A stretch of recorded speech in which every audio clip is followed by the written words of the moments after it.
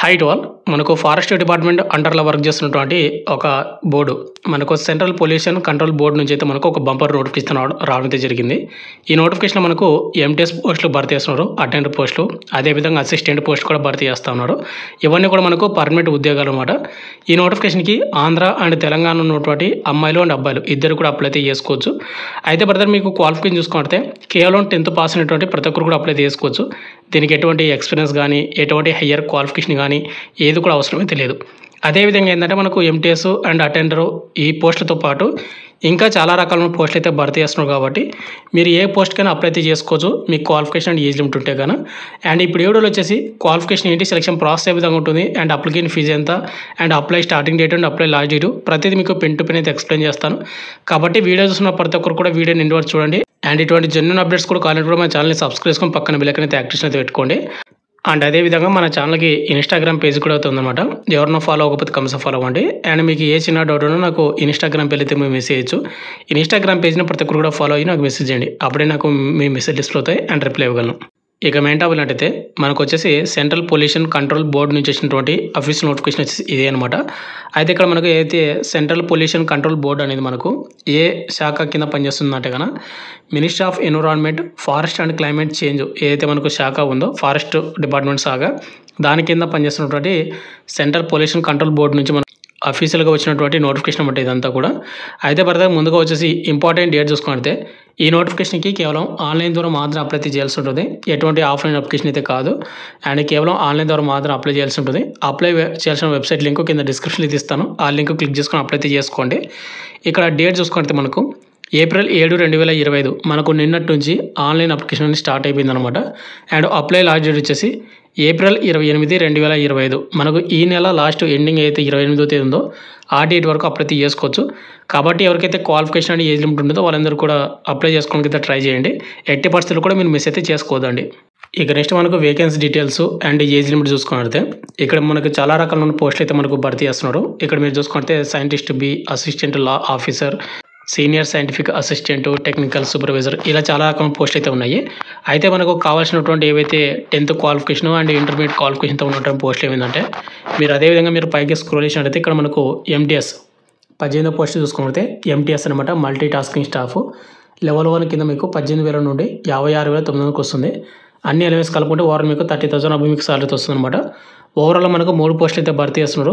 EWS candidate వాళ్ళకు 1 post, you're candidate వాళ్ళకు 2 పోస్టులు అనమాట. ఇక్కడ ఎస్సీ, ఎస్టీ, ఓబీసీలకు పోస్టులు అయితే లేవు. బట్ మీరు యూఆర్ కేటగిరీ కింద అప్లై అయితే చేసుకోవచ్చు. ఇక ఏజ్ లిమిట్ చూసుకుంటే 18 నుండి 27 సంవత్సరం ఉన్నటువంటి ప్రతి క్యాస్ట్ వాళ్ళు కూడా అప్లై అయితే చేసుకోవచ్చు అనమాట. ఇక నెక్స్ట్ పోస్ట్ వచ్చేసి ఫీల్డ్ అటెండెంట్ అనమాట. ఓవరాల్గా 1 పోస్ట్ మాత్రమే భర్తీ చేస్తున్నారు. అది కూడా యూఆర్ కేటగిరీ. యూఆర్ అంటే ప్రతి క్యాస్ట్ వాళ్ళు కూడా అప్లై చేసుకోవచ్చు. శాలరీ చూసుకుంటే 18 నుండి 56,900 దీనికి కూడా మనకు 30,000 అబో మీకు శాలరీ అయితే వస్తుంది. ఇక ఏజ్ లిమిట్ చూసుకుంటే సేమ్ అనమాట. 18 నుండి 27 సంవత్సరం ఉన్నటువంటి ప్రతి క్యాస్ట్ వాళ్ళు అప్లై చేసుకోవచ్చు. నెక్స్ట్ వచ్చేసి ఎల్డీసీ లోవర్ డివిజన్ క్లర్క్కి లెవెల్ 2 కింద 19,900 నుండి 63,200 శాలరీ వస్తుంది. అన్ని అలవెన్స్ కలుపుకుంటే కానీ ఓవరాల్ మీకు 32 నుంచి 35,000 వరకు అబ్బో మీకు శాలరీ వస్తుంది. ఓవరాల్గా మనకి ఇక్కడ 5 పోస్టులు అయితే భర్తీ చేస్తూ ఉన్నారు. ఎస్సీ క్యాండిడేట్ వాళ్ళకు 2 పోస్టులు, అదేవిధంగా యూఆర్ క్యాండిడేట్ వాళ్ళకు 3 పోస్టులు అనమాట. ఏజ్ లిమిట్ చూసుకుంటే అంటే ఎల్డీసీకి 18 నుండి 27 సంవత్సరం ఉన్నటువంటి యూఆర్ వాళ్ళు అప్లై చేసుకోవచ్చు. ఇక్కడ ఎస్సీ వాళ్ళు కూడా అడిషనల్గా 5 ఇయర్స్ వస్తుంది కాబట్టి 32 ఇయర్స్ వరకు అప్లై చేసుకోవచ్చు అనమాట ఎస్సీ క్యాండిడేట్ వాళ్ళు. ఇక నెక్స్ట్ వచ్చి మనకు జూనియర్ ల్యాబొరేటరీ అసిస్టెంట్ కేవలం 2 పోస్టులు మాత్రమే భర్తీ చేస్తూ ఉన్నారు. ఇక్కడ ఓబీసీ క్యాండిడేట్ వాళ్ళకు 1 పోస్ట్ ఉంది. అండ్ అదేవిధంగా ఇక్కడ యూఆర్ క్యాండిడేట్ వాళ్ళకు 1 పోస్ట్ అయితే ఉంది. లెవెల్ 2 కింద మీకు 19,900 నుండి 63,200 శాలరీ వస్తుంది అనమాట. ఏజ్ లిమిట్ చూసుకుంటే 18 నుండి 27 సంవత్సరం ఉన్నటువంటి యూఆర్ క్యాండిడేట్ వాళ్ళు అప్లై చేసుకోవచ్చు. ఇక్కడ ఓబీసీ క్యాండిడేట్ వాళ్ళకు పోస్ట్ అయితే ఉన్నాయి కాబట్టి 18 నుండి 30 సంవత్సరం ఉన్నటువంటి ఓబీసీ క్యాండిడేట్ వాళ్ళు అయితే అప్లై చేసుకోవచ్చు అనమాట. ఇక నెక్స్ట్ వచ్చి మనకు స్టెనోగ్రాఫర్ గ్రేడ్ 2 లెవెల్ 4 కింద మీకు 25,500 నుండి 81,100 శాలరీ వస్తుంది అనమాట. అన్ని అలవెన్స్ కలుపుకుంటే ఓవరాల్ మీకు 40,000 మీకు అబౌవ్ శాలరీ అయితే వస్తుంది. ఓవరాల్గా మనకు 3 పోస్టులు అయితే భర్తీ చేస్తూ ఉన్నారు. ఈ 3 పోస్టులు కూడా ఇక్కడ మనకి ఏంటంటే యూఆర్ కేటగిరీ అయితే భర్తీ చేస్తూ ఉన్నారు. యూఆర్ అంటే ప్రతి క్యాస్ట్ వాళ్ళు కూడా అప్లై చేసుకోవచ్చు. ఏజ్ లిమిట్ చూసుకుంటే 18 నుండి 27 సంవత్సరం ఉన్నటువంటి ప్రతి క్యాస్ట్ వాళ్ళు అప్లై చేసుకోవచ్చు. ఇక next data entry operator grade 2 25,500 నుండి 81,100 శాలరీ ఉంది. 1 పోస్ట్ మాత్రమే, అది కూడా యూఆర్ క్యాండిడేట్. అంటే యువర్ అంటే ప్రతి క్యాస్ట్ వాళ్ళకి అప్లై చేసుకోవచ్చు. 18 నుండి 27 సంవత్సరం ఉన్నటువంటి ఏజ్ లిమిట్ అనమాట. అప్పర్ డివిజన్ క్లర్క్ యూడీసీ అంటారు. ఓవరాల్గా 8 పోస్టులు అయితే భర్తీ చేస్తూ ఉన్నారు. ఎస్సీ వాళ్ళకు 2 పోస్టులు అయితే ఉన్నాయి. ఓబీసీ క్యాండిడేట్ వాళ్ళకు 2 పోస్టులు అయితే ఉన్నాయి. యువర్ క్యాండిడేట్ల 4 పోస్టులు అయితే ఉన్నాయన్నమాట. అయితే బ్రదర్ ఎవరైతే ఇక్కడ ఎస్టీ క్యాండిడేట్ వాళ్ళకు అండ్ అదేవిధంగా ఈడబ్ల్యూఎస్ క్యాండిడేట్ వాళ్ళకు పోస్టులు అయితే లేవు. మీరు ఏంటంటే యువర్ కేటగిరీలో 8 పోస్టులు ఉన్నాయి కాబట్టి ఆ 8 పోస్టులు కూడా మీరు అప్లై అయితే చేసుకోవచ్చు. ఏజ్ లిమిట్ విషయానికి వస్తే 18 నుండి 27 సంవత్సరాలు ఉన్నటువంటి ఎవరైతే యువర్ క్యాండిడేట్ ఉంటారో అప్లై అయితే చేసుకోవచ్చు. ఇక ఎస్సీ వాళ్ళకు పోస్టులు ఉన్నాయి కాబట్టి 18 నుండి 32 సంవత్సరాలు, అదేవిధంగా ఓబీసీ క్యాండిడేట్ వాళ్ళకు 2 పోస్టులు ఉన్నాయి కాబట్టి వాళ్ళు 18 నుండి 30 సంవత్సరాలకు అప్లై అయితే చేసుకోవచ్చు. అదేవిధంగా సీనియర్ ల్యాబొరేటరీ అసిస్టెంట్కి వచ్చేసి 2 పోస్టులు భర్తీ చేస్తున్నారు. ఒకటి ఎస్సీ వాళ్ళకు, ఒకటి యువర్ క్యాండిడేట్ల 18 నుండి 27 సంవత్సరాలు ఉండాలి. లెవెల్ 4 కింద మీకు సాలరీ వస్తుంది. జూనియర్ టెక్నీషియన్కి 2 పోస్టులు అయితే ఉన్నాయి. ఓబీసీ క్యాండిడేట్లకు ఒకటి, ఈడబ్ల్యూఎస్ క్యాండిడేట్లకు ఒకటి. 18 నుండి 27 సంవత్సరం ఉన్నటువంటి ఈడబ్ల్యూఎస్ అప్లై చేసుకోవచ్చు. ఇవన్నీ కూడా మనకు 10th ప్లస్ ఇంటర్ క్వాలిఫికేషన్ ఉన్నటువంటి పోస్టులు అనమాట. ఇక నెక్స్ట్ మనకు ఎడ్యుకేషన్ క్వాలిఫికేషన్ చూసుకున్నట్లయితే మీకు ముందే చెప్పాను కదా, కేవలం 10th పాస్ అయినటువంటి ప్రతి ఒక్కరు కూడా అప్లై చేసుకోవచ్చు అని. ఇక్కడ మనకు ఎంటీఎస్ మల్టీ టాస్కింగ్ స్టాఫ్కి అప్లై చేయాలంటే కనుక కేవలం 10th పాస్ అయినటువంటి ప్రతి ఒక్కరు కూడా అప్లై చేసుకోవచ్చు. ఒకవేళ మీరు ఐటీ చేసినా కూడా అప్లై చేసుకోవచ్చు అనమాట. ఐటీ ట్రేడ్ వచ్చేసి ఎలక్ట్రికల్కి ఒక పోస్ట్ అయితే ఉంది, మెకానిక్ వచ్చేసి ఒకటి, ప్లంబర్కి వచ్చేసి ఒక పోస్ట్ అనమాట. బట్ ఐటీ చేయకపోయినా కూడా అప్లై చేసుకోవచ్చు. కాబట్టి ఇంట్రెస్ట్ ఉంటే అప్లై చేసుకోండి. ఫీల్డ్ అటెండెంట్కి వచ్చేసి కేవలం 10th పాస్ అయినటువంటి ప్రతి ఒక్కరు కూడా అప్లై చేసుకోవచ్చు. ఇక్కడ 12th స్టాండర్డ్ అంటే ఇంటర్మీడియట్లో కూడా మీరు సైన్స్ గ్రూప్ అనమాట. అయితే ఇది డిజర్బుల్ అని మనకు మెన్షన్ చేశాడు. అంటే ఒకవేళ మీ కాడ ఉంటే పెట్టండి, లేకపోతే అవసరమైతే లేదు అని వాళ్ళు మెన్షన్ చేశారన్నమాట. దాని అర్థం అది. కాబట్టి మీరు 10th పాస్ అయినటువంటి ప్రతి ఒక్కరు కూడా అప్లై చేసుకోవచ్చు. నెక్స్ట్ వచ్చేసి LDC lower division clerk apply చేయాలంటే కన్నా ఇంటర్మీడియట్ పాస్ అయి ఉండాలి. అదేవిధంగా ఇంగ్లీష్ టైపింగ్ అయితే మీకు టైపింగ్ అయితే వచ్చి ఉండాలి. 35 words per minute మీరు టైపింగ్ చేయాలి. ఒకవేళ మీరు హిందీ టైపింగ్ చేస్తే కన్నా 30 words per minute మీరు టైపింగ్ చేయాల్సి ఉంటుంది. ఇది ఎల్డీసీకి. ఇక నెక్స్ట్ వచ్చి మనకు జూనియర్ ల్యాబొరేటరీ అసిస్టెంట్కి వచ్చేసి 12th పాస్ అయి ఉండాలి. సైన్స్ సబ్జెక్ట్ అయితే చేసి ఉండాలి, అంటే 12th ఇంటర్మీడియట్లోన. కాబట్టి ఉంటే కానీ అప్లై చేసుకోండి. దీనికి ఎటువంటి ఎక్స్పీరియన్స్ కానీ ఇది కూడా అవసరమైతే లేదు. ఇక నెక్స్ట్ వచ్చి మనకు స్టెనోగ్రాఫర్ గ్రేడ్ 2 దీనికి వచ్చేసి 12th స్టాండర్డ్ ఇంటర్మీడియట్ పాస్ అయి ఉండాలి. ఇంటర్మీడియట్లో మీరు ఎనీ గ్రూప్ అనమాట, బైపీసీ కానీ సీస్ కానీ ఎనీ గ్రూపు. అదేవిధంగా మీకు స్కిల్ టెస్ట్ అయితే ఉంటుంది. అంటే మనకు డిక్టేషన్ అయితే ఉంటుంది అనమాట. 10 minutes 80 words per minute మీరు డిక్టేషన్ చేయాలి. అండ్ ట్రాన్స్క్రిప్షన్ అయితే ఒకటి ఉంటుంది అనమాట, 50 minutes ఉంటుంది ఇంగ్లీషు. ఒకవేళ మీరు హిందీ చేస్తే 65 minutes అనమాట. దీని గురించి మీకు ఇంకా డీటెయిల్ తెలియాలంటే మీరు యూట్యూబ్లో సెర్చ్ చేస్తే దాని గురించి మీకు ఇంకా క్లారిటీగా తెలుస్తుంది.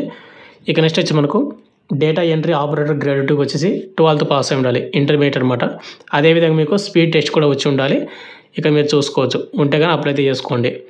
ఇక నెక్స్ట్ వచ్చి మనకు యూడీసీ అప్పర్ డివిజన్ క్లర్క్కి వచ్చేసి డిగ్రీ పాస్ అయి ఉండాలి. అదేవిధంగా మీకు టైపింగ్ టెస్ట్ కూడా వచ్చి ఉండాలి, కంప్యూటర్ టైపింగ్.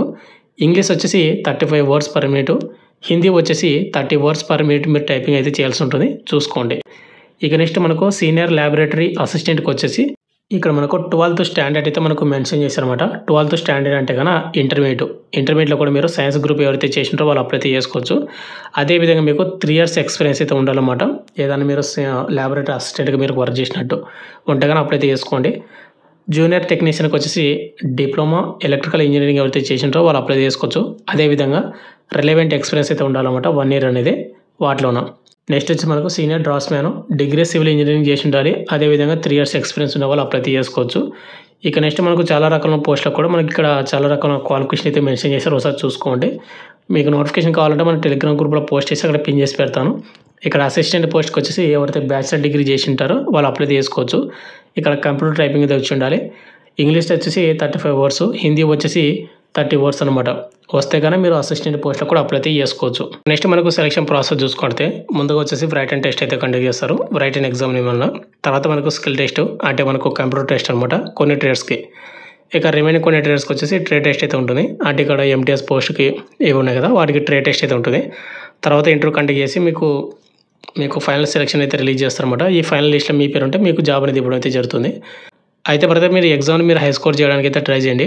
ఎందుకంటే మీకు జాబ్ ఇవ్వాలా లేదా అనేది మీకు ఎగ్జామ్లో వచ్చిన మార్కులను బేస్ చేసుకొని మీకు అయితే ఇవ్వడం అయితే జరుగుతుంది అనమాట.